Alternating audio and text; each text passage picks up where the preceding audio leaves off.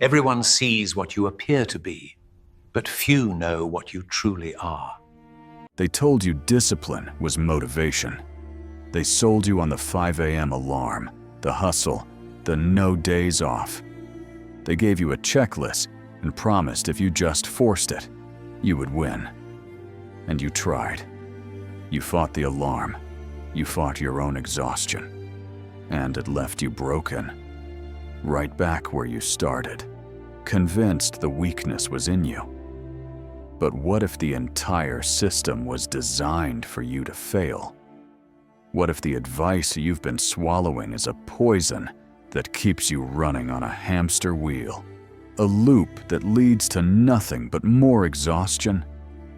What if I told you that true discipline has nothing to do with motivation and everything to do with power? This is the art Niccolò Machiavelli taught, not to the masses, but to princes and rulers. He didn't teach them how to feel good. He taught them how to win. He understood that power isn't a fleeting emotion. It is a structure. It is seeing the world and yourself with brutal, cold honesty. Today, we are not here to improve you. We are here to destroy the weak, dependent, emotional part of you so that the ruler can emerge. We will apply the ruthless principles of political power to the only state you will ever truly rule: yourself.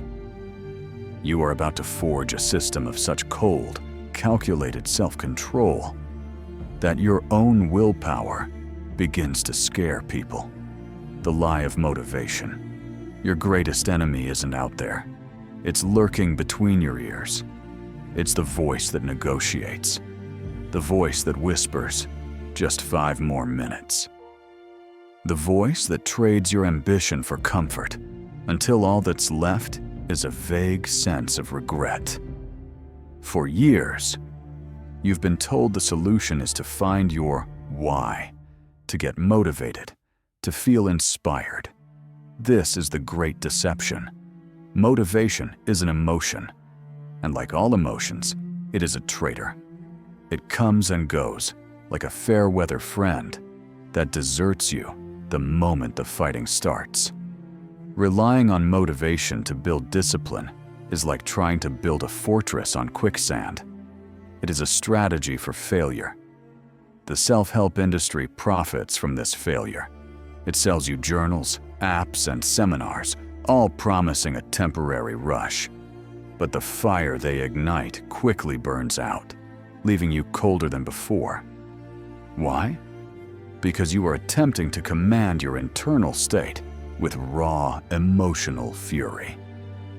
Machiavelli, in his works on warfare, saw this truth. He noted that in war, pure fury and passion are liabilities. A disordered, emotional army, no matter how ferocious, will always be defeated by a smaller, more organized force. He stated it plainly. In war, discipline can do more than fury. Your fleeting bursts of motivation are your fury. They are powerful, yes, but they are chaotic. They have no structure, no chain of command. And so, they are useless in the long war against your own weaker nature. You are not failing because you are weak. You are failing because your strategy is flawed. You are bringing fury to a battle that requires a cold, hard system. It is safer to be feared than loved. Let's be honest. Your mind, in its current state, is a failed state. It is a territory ruled by whichever faction shouts the loudest. The faction of comfort. The faction of instant gratification. The faction of fear and procrastination. Your executive self, the part of you that sets goals and dreams of a better future, is a king with no army, issuing decrees that no one follows.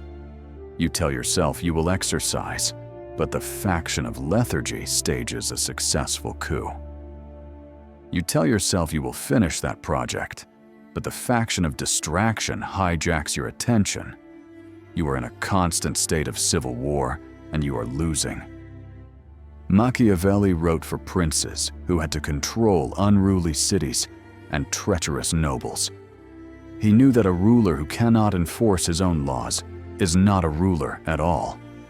He is a placeholder, waiting to be overthrown. The same is true for you. If you cannot enforce the rules you set for yourself, you have no authority. You have no power. For too long, you have tried to make your impulses love the idea of discipline. You've tried to be a beloved ruler. And what has been the result?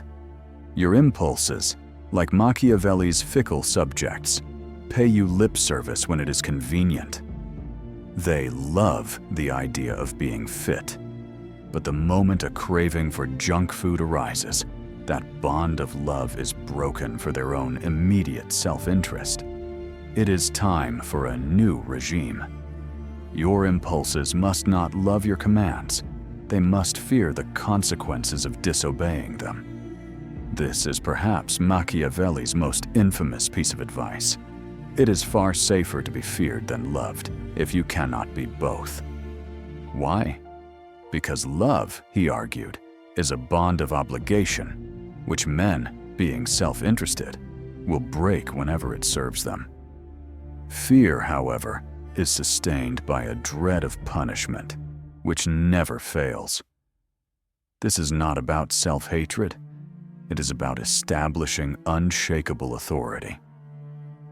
When you set a rule, I will not hit the snooze button, and the alarm rings, your impulse for more sleep should not be having a debate.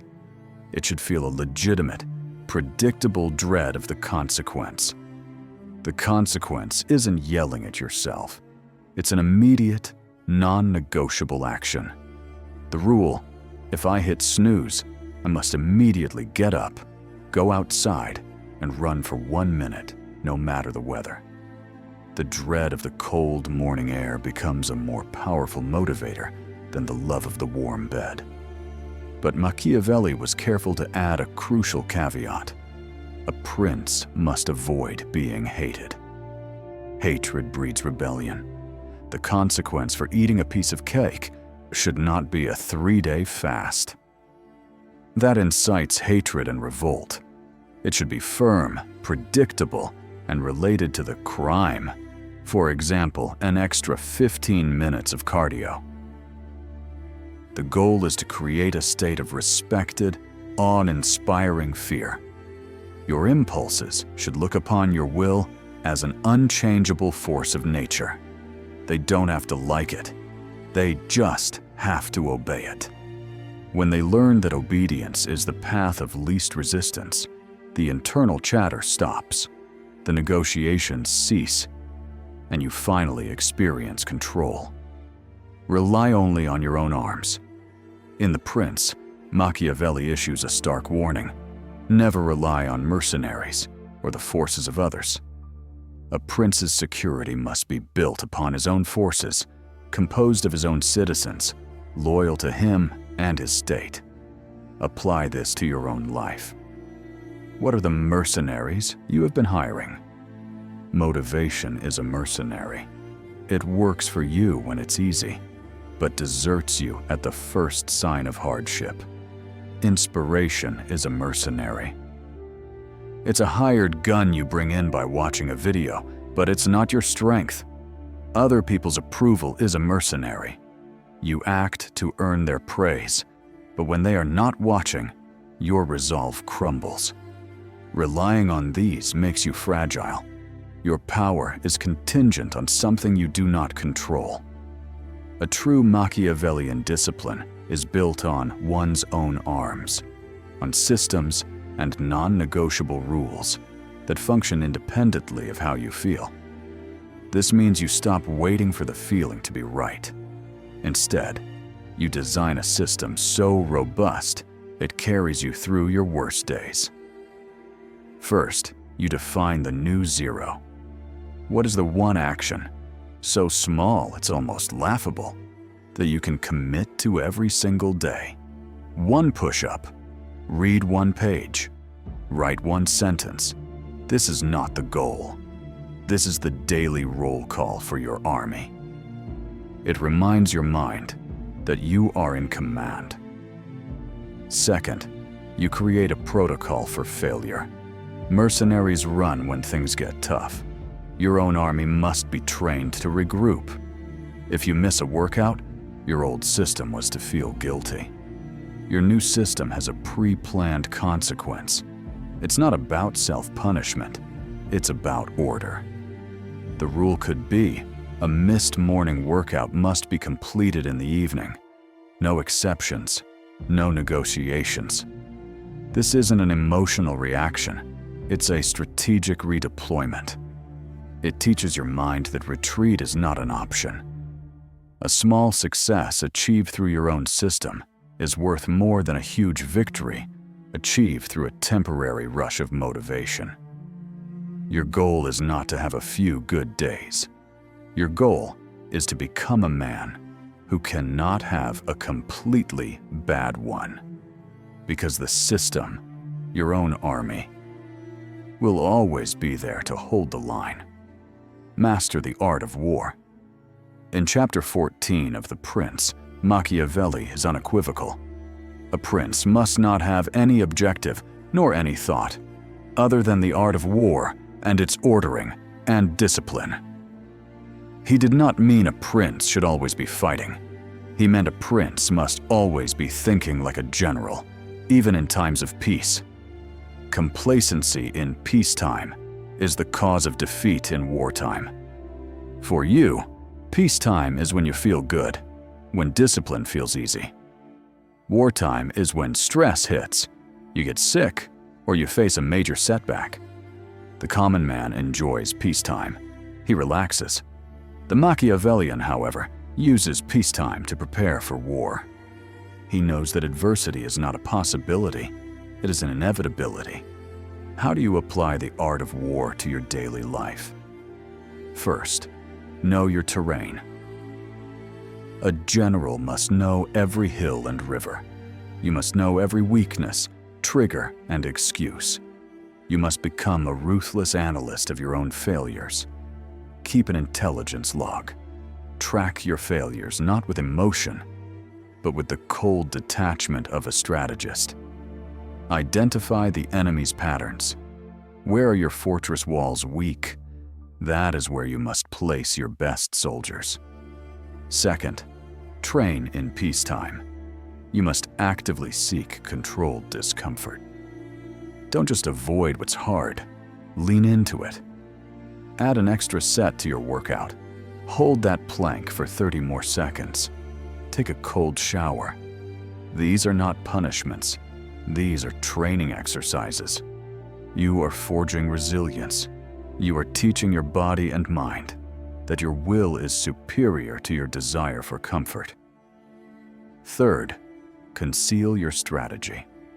Machiavelli wrote, "No proceeding is better than that which you have concealed from the enemy until the time you have executed it."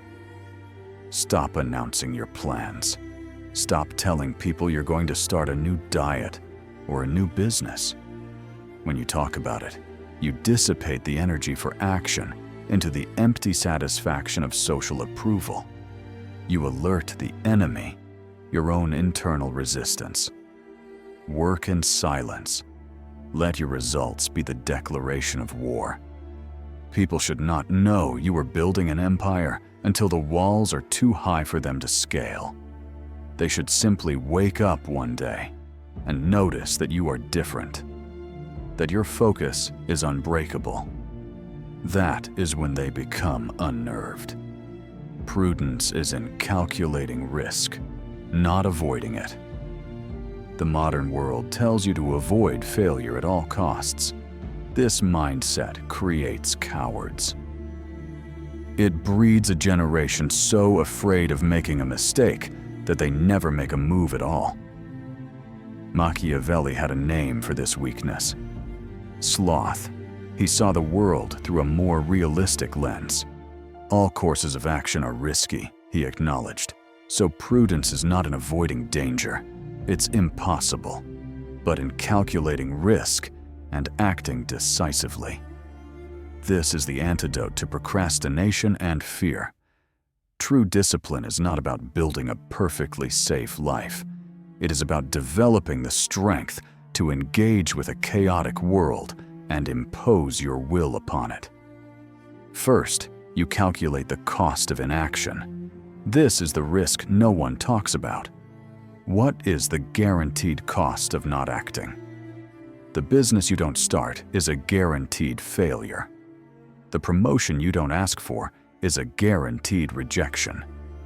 The life you want, but are too afraid to pursue, is a guaranteed loss.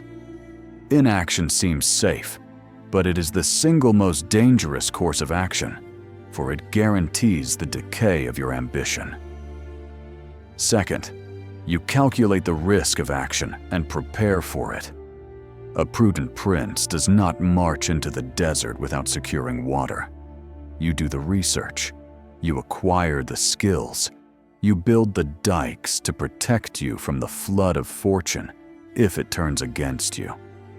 Your discipline in preparation is what allows you to be bold in execution. Finally, you act decisively. Once the calculation is made, hesitation is a fatal sin. You commit. You move forward.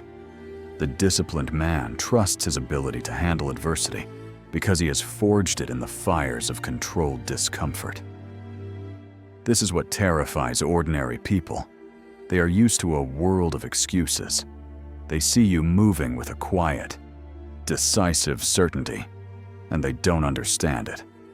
They mistake your calculated action for recklessness because they have never known a life outside the cage of their own fear.